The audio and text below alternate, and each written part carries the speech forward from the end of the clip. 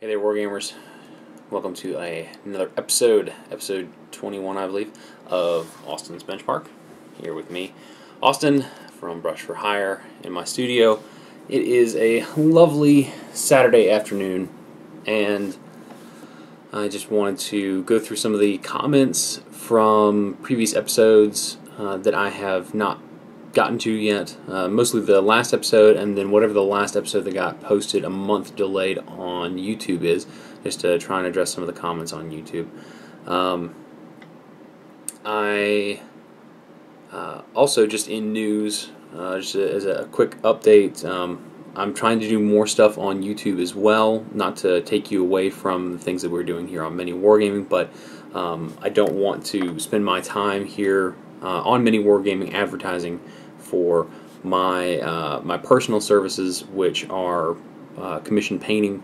I just wanted to let you guys know that I'm trying to make something of a push to get some more commissions through the holidays here, because I know that people are going to have new stuff coming in that they really want to get playing with, but it's a lot of stuff to paint.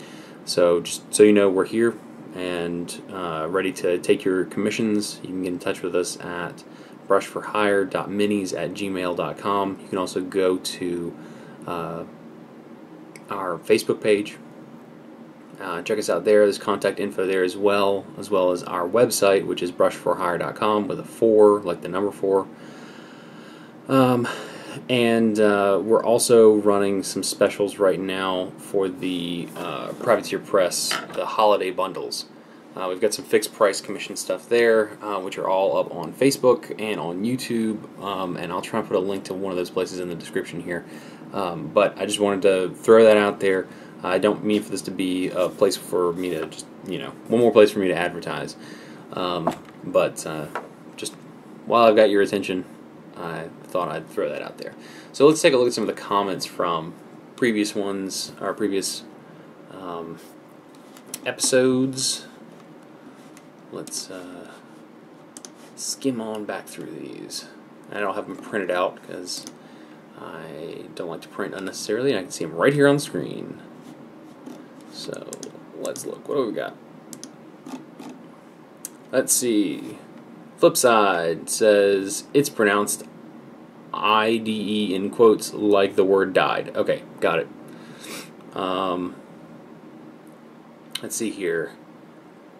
Vichyssoise says Jamestown, fairly close to Welland then, and then I assume that's sarcasm, and then wow, he makes quite a few comments in a row here. He says, that's a hell of a drive to get to work each day, or am I looking at the wrong place, is the next comment.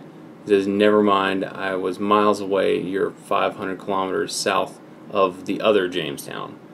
The Jamestown that I'm in is Jamestown, North Carolina. It is in the Triad. It's in between Greensboro and High Point, North Carolina.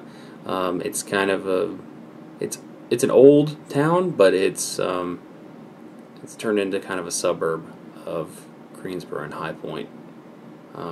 It's right on the border between them, and it's so small, if you blinked you'd miss it just about.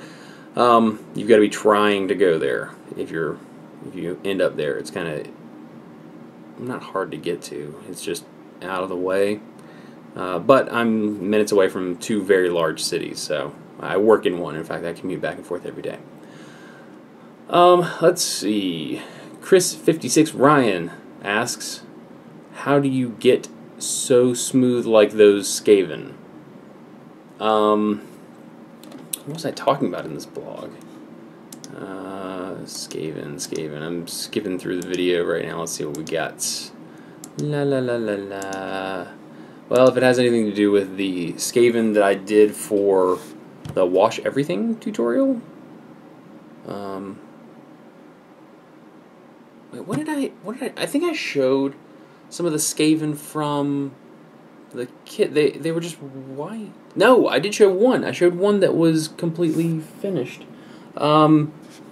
If you watch the Wash Everything tutorial, it's in the vault right now. There's a section on a Skaven clan rat where I actually use some homemade washes, and it's pretty much the same technique that I used there. It's just some thin paints and washes and things. So check that out if you're interested. I won't rehash it here, especially because if I explain all of it, then it's kind of like giving away free vault content. I don't know if Dave would be too happy with me about that. Anyway, next up, questions, comments. It says Galathane, thanks Austin.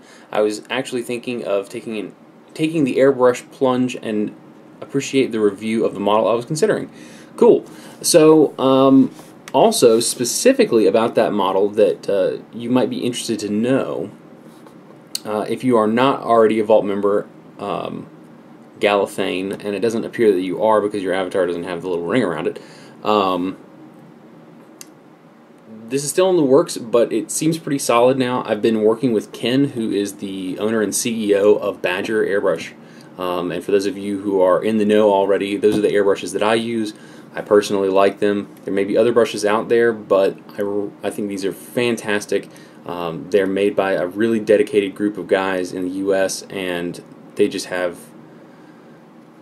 fantastic brushes. That's all I'll say. They are priced to sell, and they are high quality, just all around.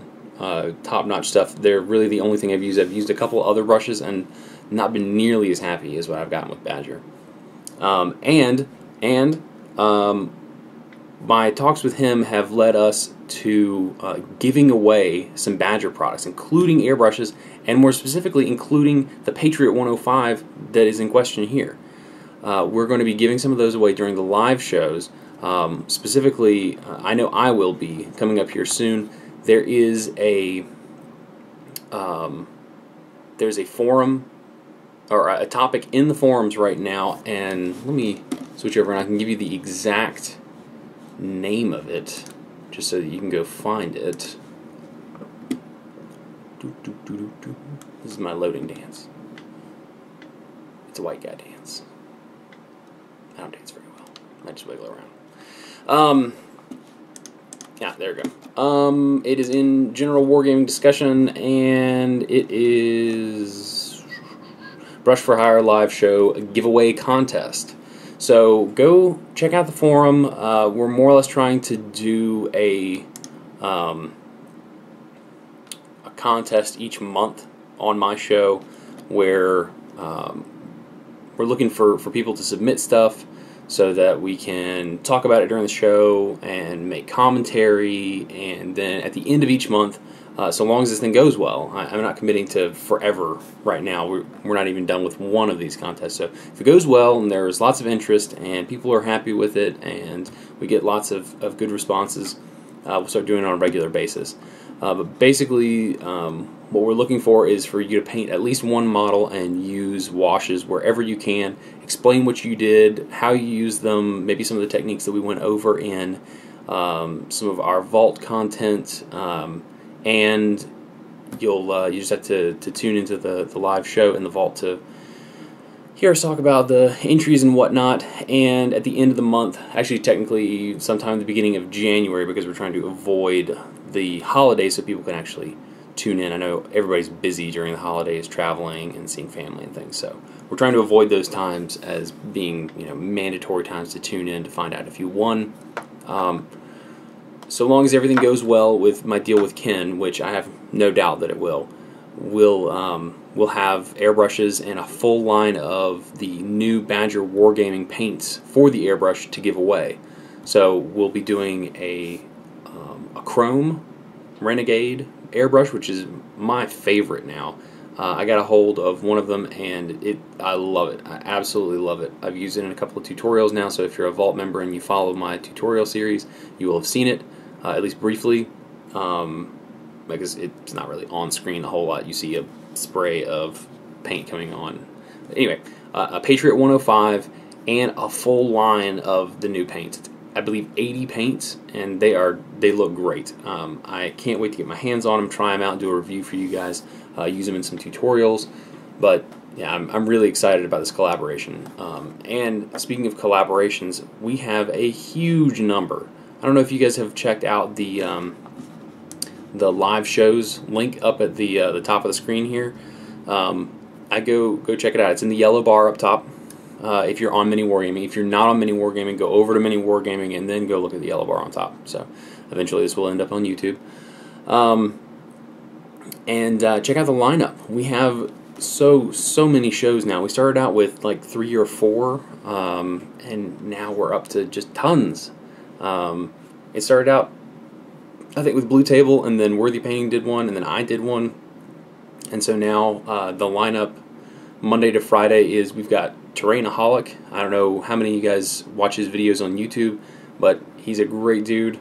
And then I'm at 9 that night, so he's at 2 p.m., I'm at 9 p.m. Then Tuesdays it's Worthy Painting, Joey Berry, Jaded Painting. For those of you who know Jay on this site, he did the J Night Bat Reps for a while. I think he's doing this full time. I'm kind of out of the loop because I'm not in Canada and I don't know. Then Wednesday is Blue Table. Wednesday night is the Hour of War, and with Dave. I'm sorry, not Dave, Dan. Sorry, Dave and Dan. That was phenomenally popular last time and lots of fun. He broke out the Big Bomber and worked on that a bit. So if you guys want to see progress and updates and stuff, that one was free for everybody. The Jaded Painting one is also free, so check those out for sure. Matt does a sit and talk on Thursdays, Shrine of Chaos, which is always awesome. Dave gives away stuff. In fact, last week he gave away demon prints that I painted up for him.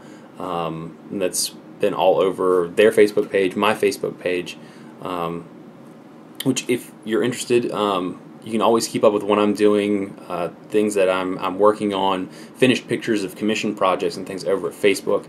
Check it out, like the page if you are so inclined. Let's see here, Friday looks kind of packed. Greenleaf Terrain, Way of the Brush with Chris here at Mini Wargaming, and Ichiban Studios, which will be, actually that's not coming for a couple of weeks. It's going to be December 14th, and it looks like Wargame Consortium won't be this Wednesday like it normally is, but it'll be the next Wednesday. Which, if you missed last week's episode, I believe it's up in the vault now, but it was quite good. They did a lot of cool stuff. There's a bunch of guys there, including Les, who was hiding behind the camera, but he peeks his at least his eye around at one point. They do a lot of good stuff. They did a demo of Malifaux and how some of the diceless system works. It's just all around really cool, and they gave away one of the Badger airbrushes too.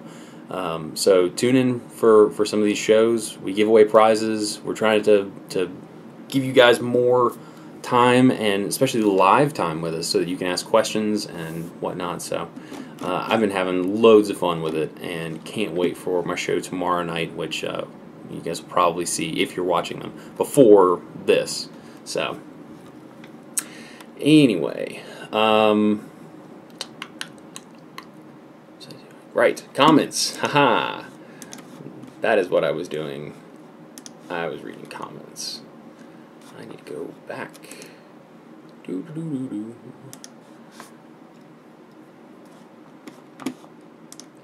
Sorry for the dead air.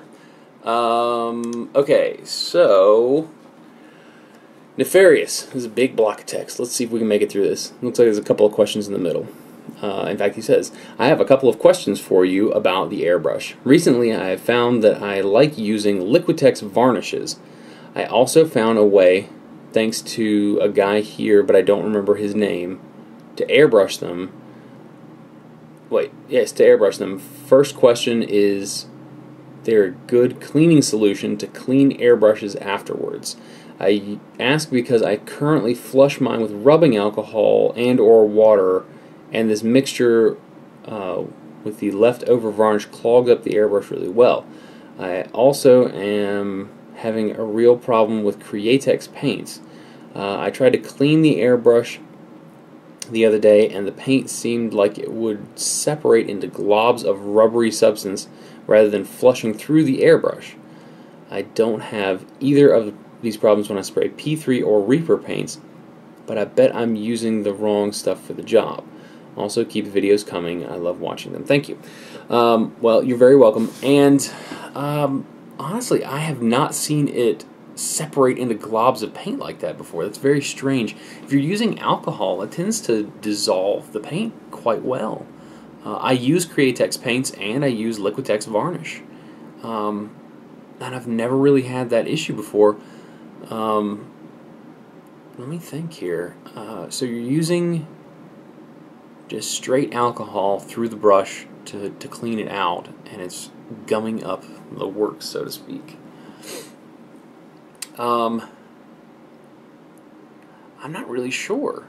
I'd like a little more focus on this question. If any of you guys have any ideas, those of you who have been airbrushing out there, if you'll leave a comment here in this video, I'd love to get Nefarious an answer. I use those products all the time, and I never have that issue. That's very strange.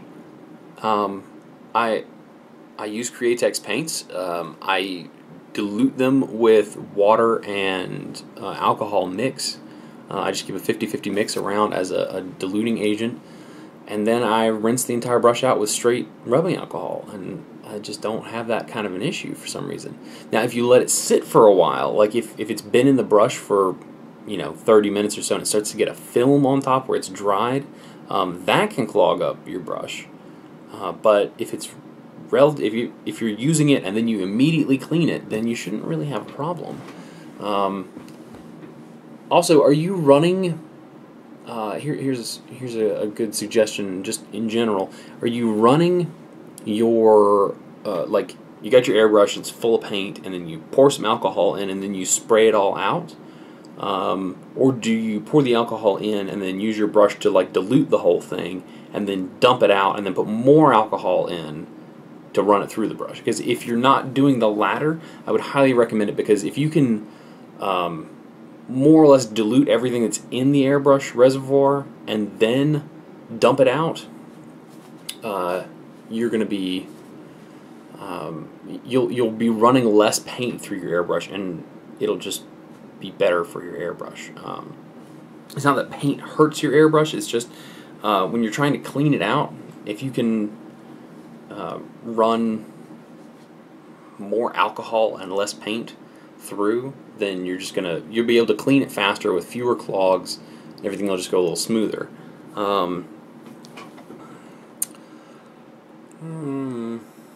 Yeah, that's what I would do. Flood your reservoir with alcohol, mix it around a little bit to get everything good and diluted, dump it out. I always keep like a 20-ounce plastic water bottle that I just keep dumping the solution into, and whenever it gets full, I dump it out and continue using. But yeah, just have a waste pot, so you're not trying to just spray everything, including your waste paint out of the airbrush.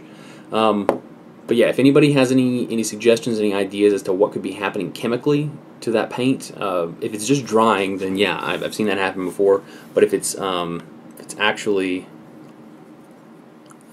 chemically altering it, or I don't know what would make it coagulate like that. Anyway, so let's see here. Kachow says something I've always wanted to ask but have been too fearful of the consequences. How do you maintain that Christian women's basketball league award-winning mustache? Okay, so let me just go over a couple of things here. Now, what you probably ought to do if you have enough facial hair for a mustache like this, what I would recommend is go to a real place that sells actual mustache wax, and it's a real thing. It means styling wax for your mustache. Go buy the real stuff.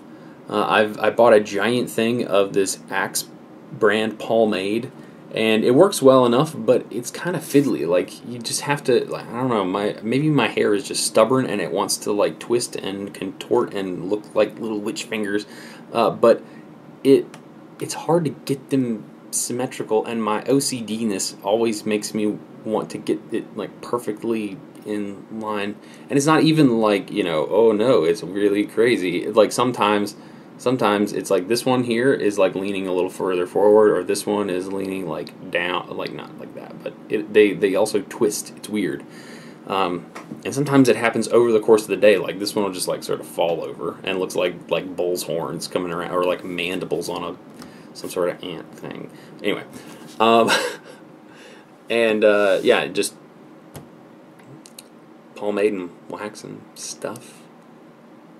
It gets to be kind of a hassle actually, but you know, you get it once you figure out your routine, trying to like get it to do what you want to in the morning. It's usually not too bad. I spend like 5-10 minutes on it in the morning. It still feels like forever, especially when I'm running late for work. So, let's see. Is there another question in this one over here? There's another one from Kachow. This is really funny because that's actually the noise that my cat makes. Well, it's close. It's kind of like a pacow kind of noise. Anyway, by the way, would love to see some of your Infinity models that you've painted up the minis for. That game looks amazing. Okay, that was all one nonsense. It's still going. And I think Matt said that they would be covering the game next when they had enough people who play it. Yeah, I absolutely love that game. There's not enough people who play it. It is awesome. It's a D20 system war game, which is I love the extra granularity that gives you. And it's not even like a what? It's got an interesting system for using that D22 because unlike D&D where you're trying to, you know, okay, well, I've got to roll a 10 or better on this roll to hit. It's not like that where you're trying to get under a number. So it's like permanently like you're trying to do leadership. And the way to get a crit isn't just to get the top of the die. It's not to get like a 20 or a 1. It's to get the exact number that is like if you need to get a 10 or lower and you hit a 10 exactly, then it's a critical hit. And honestly, it's been so long since I've actually been able to get a game in, I've kind of forgotten half the rules, so I can't really go into depth on the ins and outs of that game at the moment. But if Mini Wargaming starts supporting it and they start doing battle reports and things, I imagine I will probably be doing lots and lots of painting tutorials or terrain tutorials about it. I absolutely love doing Infinity Terrain because it's so crisp and clean. I don't know, I like crisp, clean, non-organic stuff just as much as I like really organic stuff, and for completely different reasons. My OCD is very happy when I get to do clean, boxy things with, no decay, no rust, no nothing. But I also love all the decay and rust and stuff, but it's got to be like all that stuff. It can't just be like, oh, look at this pristine side of this building, and then it's like rubble. I always like doing weathering stuff, but I get carried away and it's like the whole thing's weathered. Let's see what else we got here. Miss Awesome with a 2 for an S. Wait, no, that's not it. Wow, I've misread this. It's like MISAWA2ME. So something to me. Misawa to me. I don't know. Sorry, I can't decipher your screen name here. Would you do a benchmark about different solvents you use to remove paint from previously painted models, and for cleaning brushes / airbrushes, etc.? I have heard about using power steering fluid, etc. So let's maybe I will do this, but I'll tell you right now what I use, and I don't know much about the other products because I haven't used them. Excuse me. I use a product called Simple Green. Simple Green is there we go. Simple Green is a concentrated cleaning fluid. It doesn't eat paint. It won't mess up your pewter models. It works pretty well, and it's pretty cheap too. I mean, a whole gallon of it's like $15, and you can really strip down a lot of stuff with that. There's other stuff that I think cleans a bit better, Some of the guys in my gaming group have used other stuff, other random cleaning products, but I would, I'd say pretty much any industrial degreaser that you can find at supermarket or home improvement store or a big box shop like Walmart or Kmart, which I don't particularly care for, but if I'm looking for something specific, I might go. So give one of those a shot. As far as cleaning your brushes, I actually did a short segment, I want to say it was in one of the recent benchmarks, about a product called Masters Brush Soap. Use it. It's great, especially if you've got Klinsky Sable brushes. You really need to use this soap because it's natural hair, and you have to treat it like natural hair. You've got to use sort of like a brush hair shampoo on it that has a conditioner in it. It keeps it from breaking or getting split ends, or the brush from forking and going in all kinds of different directions. And airbrushes, I use just alcohol to clean. I don't dilute my paints with straight alcohol, but I clean with just rubbing alcohol. It works. It's cheap. You can get a big pint-sized jug of it at the store for less than $1, like 95 cents. It's pretty reasonably useful. I mean, it's not going to clear away really. Like if you let a whole reservoir of paint dry in your airbrush, it's going to take a lot more than that. But if you're cleaning it right after use, then rubbing alcohol is pretty much all I ever use, and it's all I think anybody needs. Now, if there's something that I'm missing about that, somebody feel free to correct me, but I've never had a bad experience with it. Now, I would say that Nefarious might argue a little bit about that, but let's switch over to YouTube. Let's find us the comments from the most recent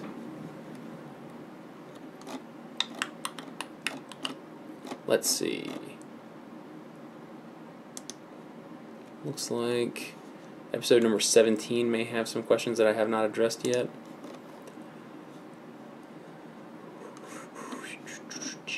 Oh, I don't even know where I might have gotten to in these.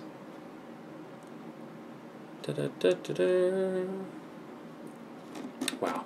It is a real jumble here on YouTube looking at the comments. I always have to switch over to the beta threaded thing.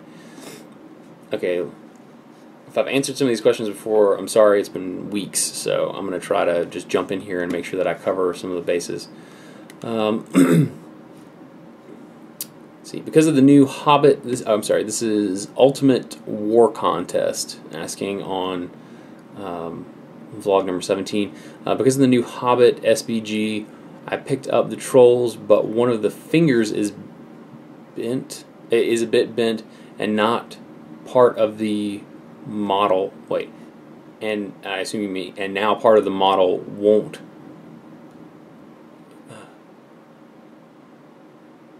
Okay, I'm just going to read this word for word. One of the fingers is a bit bent and not part of the model. Don't want to send it back because I have just want to get them done because of all my LTR stuff. What could I do to make it look neater? Okay, I'm going to take a stab at what you said there. I'm pretty sure that you said that one of the fingers is bent and now it won't go together correctly. I think that's what you're saying.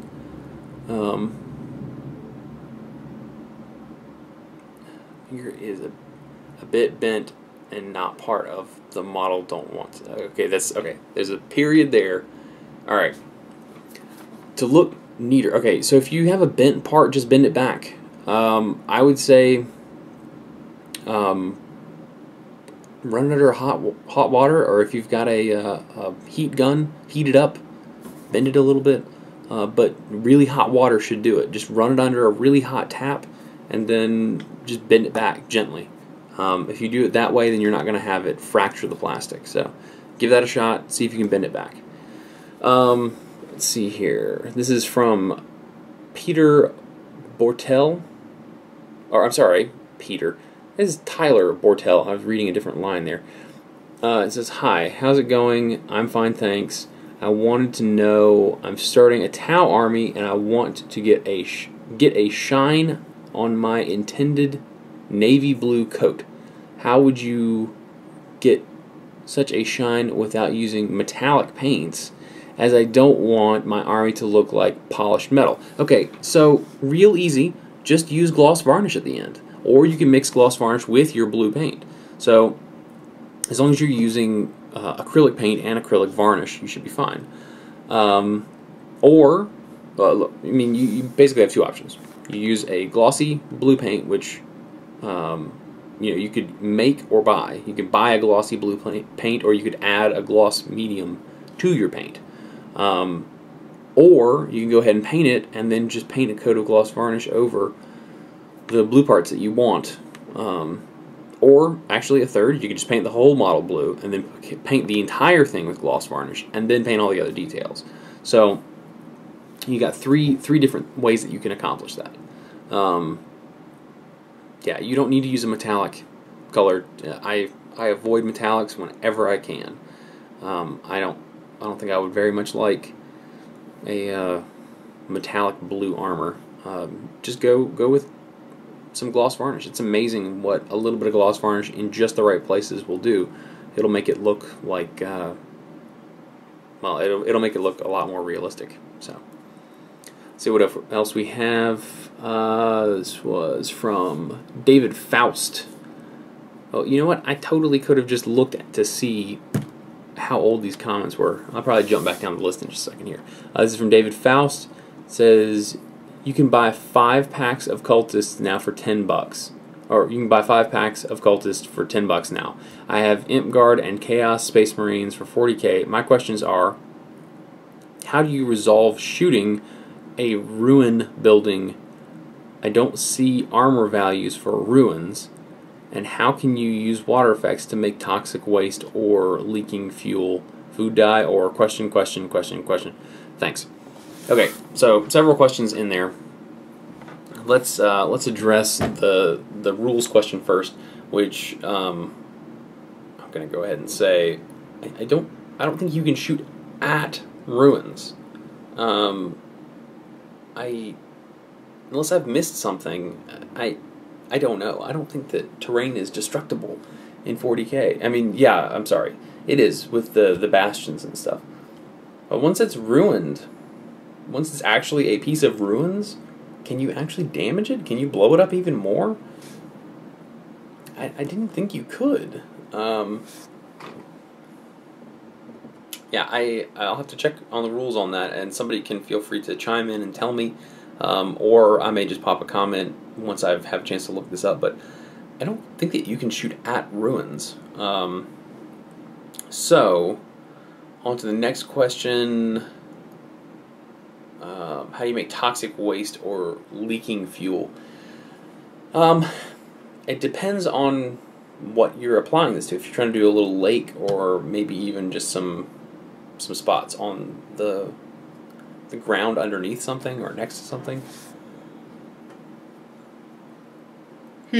Wow, it's like the middle of the day. I don't know what happened. I need more coffee, I think. So, I would use Envirotex. It is a pour-on varnish. It's kind of like a clear resin. You mix it in 2 parts, like an epoxy, and you just add dye or what have you to it. I've added some clear paints before, or inks. Inks work best, in my opinion. I probably wouldn't use paints. They just don't dissolve very well. You get little strips and bits floating in it. Yeah, just to do that, get a yellow ink, or a little bit of green, a little bit of yellow ink, and you can make toxic waste. You can add some brown to it and make it look more like oil or fuel leaking out of something. And that's my suggestion. Check out Envirotex or other pour-on varnishes. It's the stuff that you would, if you're making a bar top, you'd pour that on maybe after you've laid some little memorabilia things down, like some I don't know, if you're at a sports bar, you might see it where it's like you got baseball cards on the table, and then there's like a thick layer of this almost glassy resin over the top of it. So it's all locked down to the bar. You can see them, but they're not going anywhere. So, and it looks like the last one on this one is 1337 Zinch, or Elite Zinch. How to make great snow? Question mark. I mean, it has to look realistic. Thanks. That is a tough thing, honestly, and it really depends on the scale that you're working on. If you're working on a really small scale, like 15 mil or 10 mil, you're probably going to need to lean more towards baking soda and maybe add a little bit of something glossy to it. Instead of just glue, add like a gloss gel medium, like a Mod Podge or something like that. And just mix the snow mixture up first, and then trowel it onto the area that you want. So if you're making bases, mix up a little bit in a cup. In fact, I just did this in my last live show, so if you're a Vault member at Mini Wargaming, go check it out. I didn't use baking soda for it, but I did use this stuff. I like this a lot for 28 mil scale and larger. Some people say that it's a little too fluffy for their taste, but I think it gives it a realistic sort of clump snow effect. And actually, in fact, where did that base go? I had the base that I made during the show. So this guy here.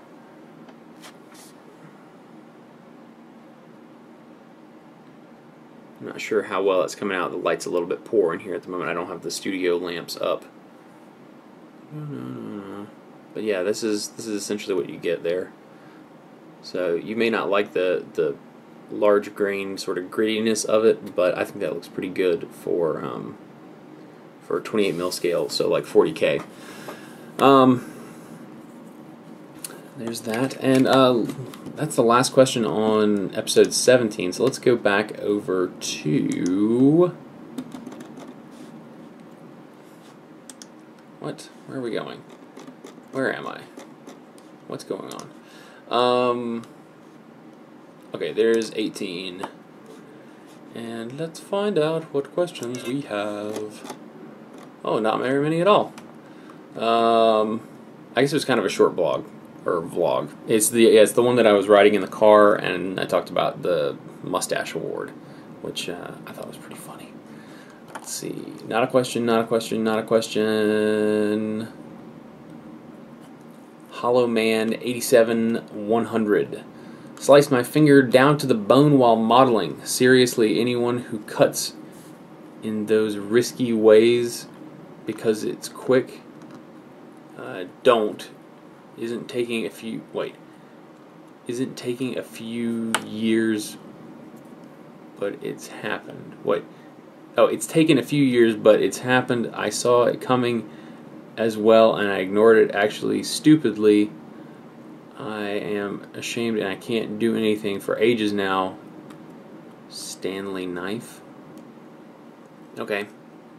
I don't remember what that was in reference to. This has been 3 episodes ago now, so my mind is going. I'm very sorry about your finger, Mr. Hollow Man, and I hope it gets better. And let me know if there's anything I can do for you. Let's see here. The only other thing here is from K-Boy T68. Okay, sorry. I'm really awful at interpreting YouTube and other internet-based names. It's White Spirit in the UK. For ages, I was like, what are mineral spirits? Your stash is awesome. very brave. Very brave. Okay. I don't know what's really brave about having weird facial hair. But yeah, I know that they are called white spirits in the UK, and I wasn't aware of that until somebody told me probably about a year ago. But I always try to make sure to work in the fact that they're called other things other places, because I know a lot of my viewers aren't in the US. I've got people in Canada and the UK, and I'm not always sure what things are called. And in fact, sometimes the biggest thing for me is I don't always know what kind of stores everyone has. I don't know what's only in the US and what's elsewhere. Like, I always just sort of assumed that Lowe's and Home Depot and other home improvement stores were everywhere, but apparently not. Apparently that's not really a thing anywhere but the US. Just having giant home improvement warehouse places everywhere. So,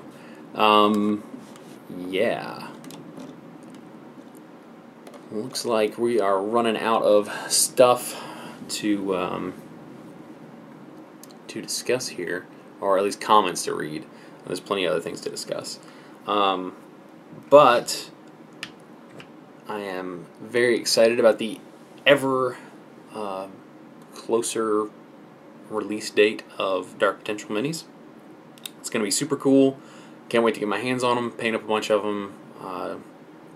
We've played some games, proxy stuff with them, obviously, as the minis aren't out yet. But that's going to be pretty darn cool, and it'll give me an excuse to build even more ruined terrain. I love the terrain that I did for the Dark Potential terrain sets. They, with the exception of one that was given away during the Dark Potential Indiegogo campaign, the other two pieces that I did for those tutorials are actually at Mini Wargaming now, and hopefully we'll see some of those in some of the tutorials. I'm not sorry, tutorials, the battle reports. Like I said, brain's going. Not enough caffeine today. What else? What else is going on? Oh, I am working with a new painter now. His name is Justin, and he's been doing really well so far. I've only really had him for about a couple of days now.